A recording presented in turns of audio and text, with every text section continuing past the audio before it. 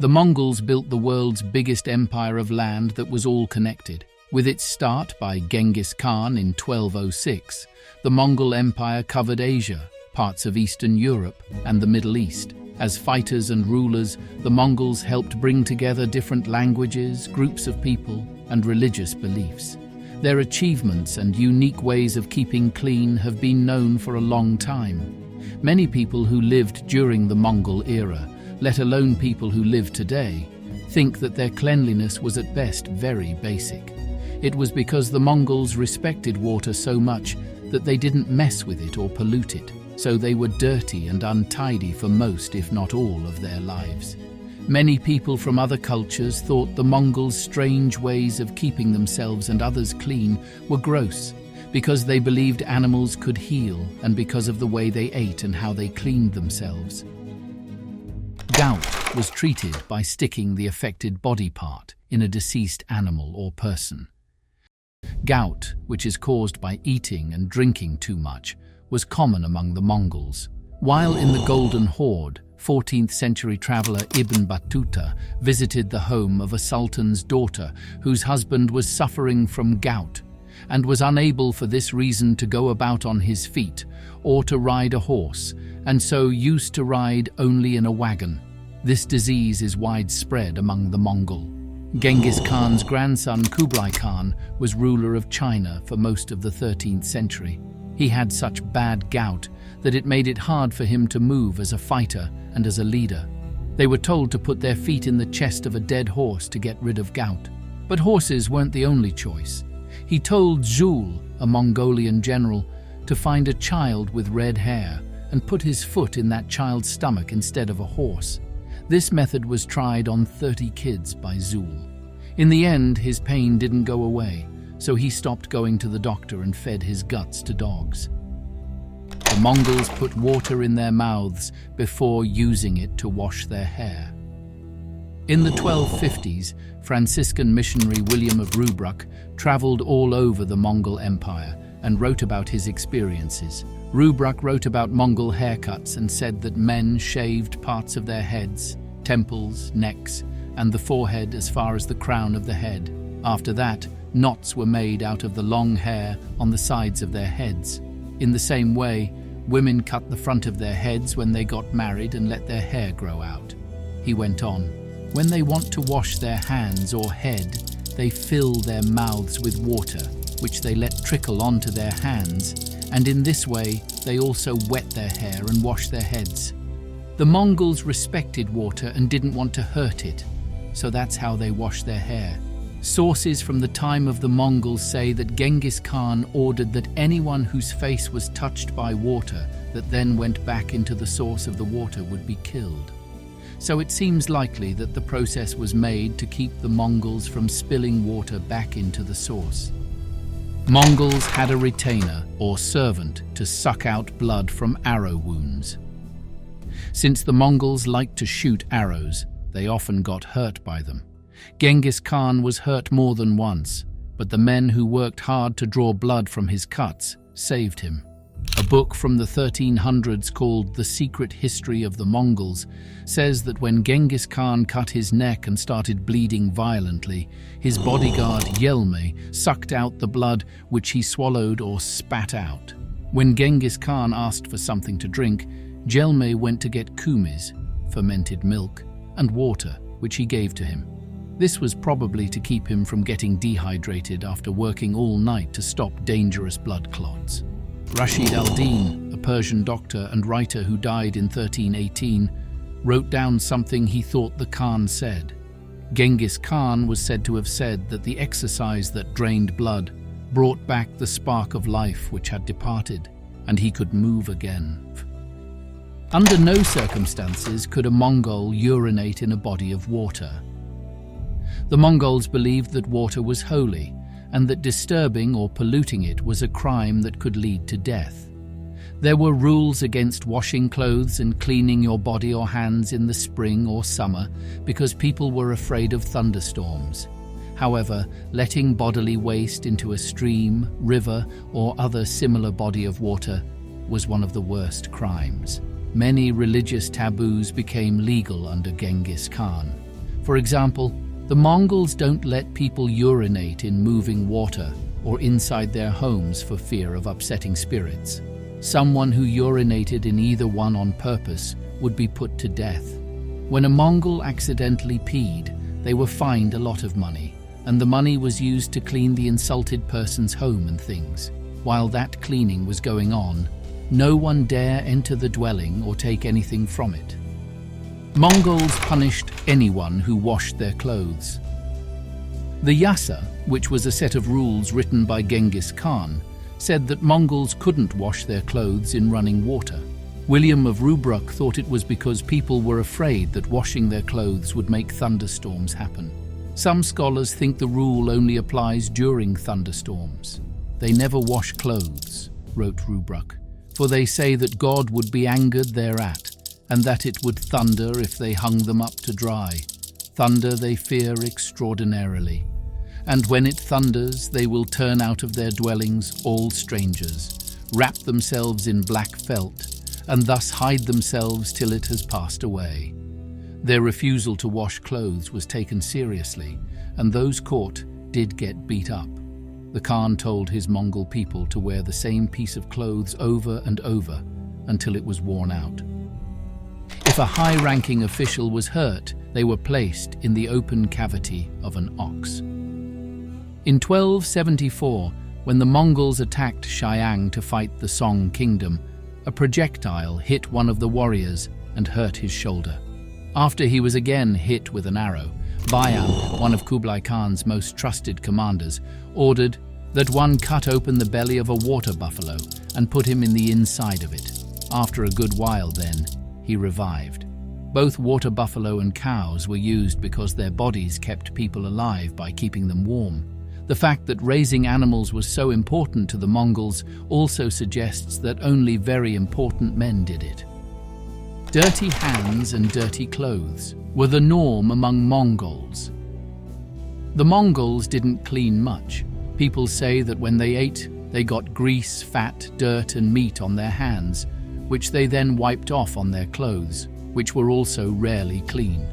The animal fat that the Mongols put on their clothes, on the other hand, helped keep them warm and dry on the steppes of Central Asia.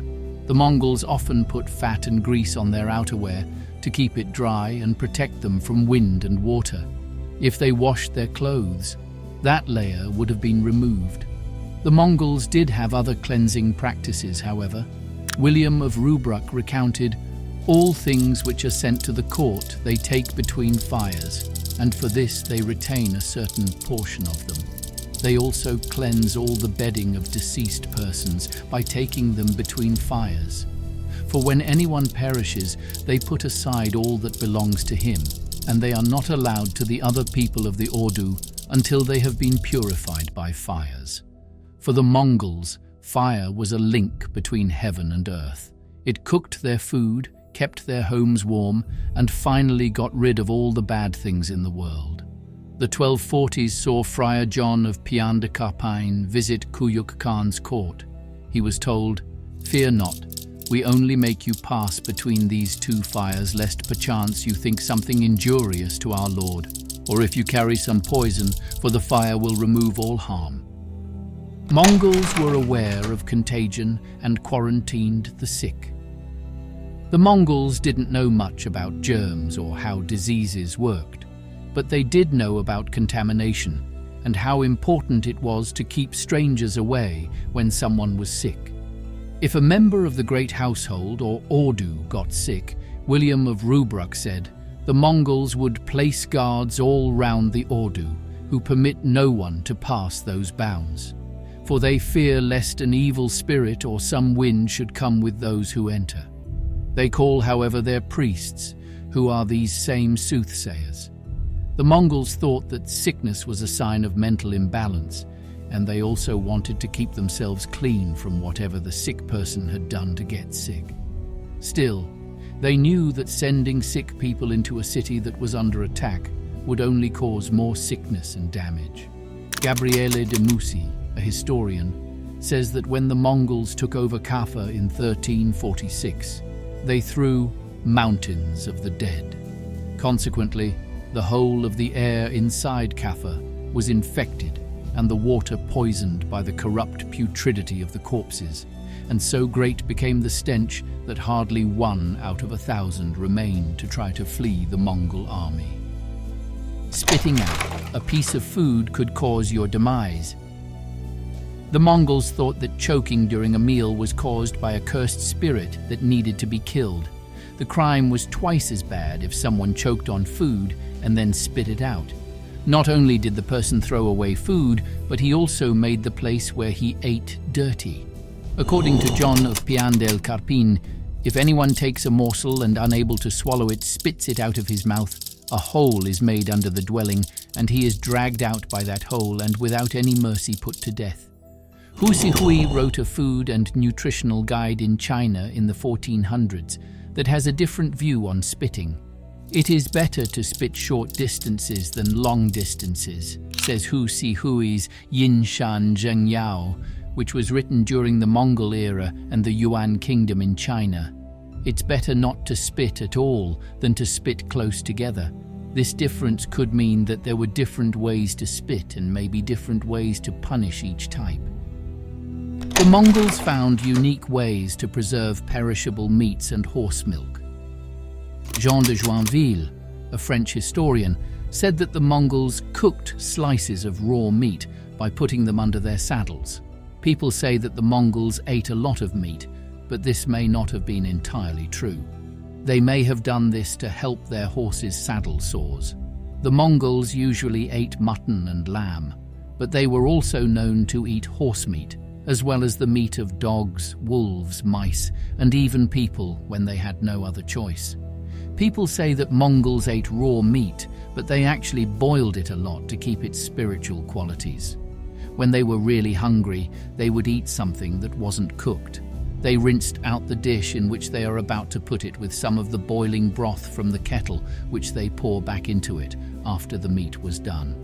Also, this was the most the Mongols ever did to clean their dishes. Kumis, or fermented mare milk, was a staple in the Mongol diet. By fermenting the milk, it became alcoholic, something that corresponded with John of Pian-del-Carpini's description of drunkenness as an honorable thing among the Mongols. Mongols customarily shared a single cup. Mongol society was filled with fear of possessions. It was so bad that Genghis Khan wrote about it in the Yasa, which was his informal code of law. As a safety measure, no one should eat the food until the person who was serving it has eaten it first. One reason Genghis Khan was worried about poison was that his father had died after eating poisoned food that his enemies had given him. In the 1240s, John of Pian-del-Carpin went to Kuyuk Khan's court and was cleaned by fire to make sure he didn't have any harmful chemicals on him. People were also afraid of drinking because of their fear of poison.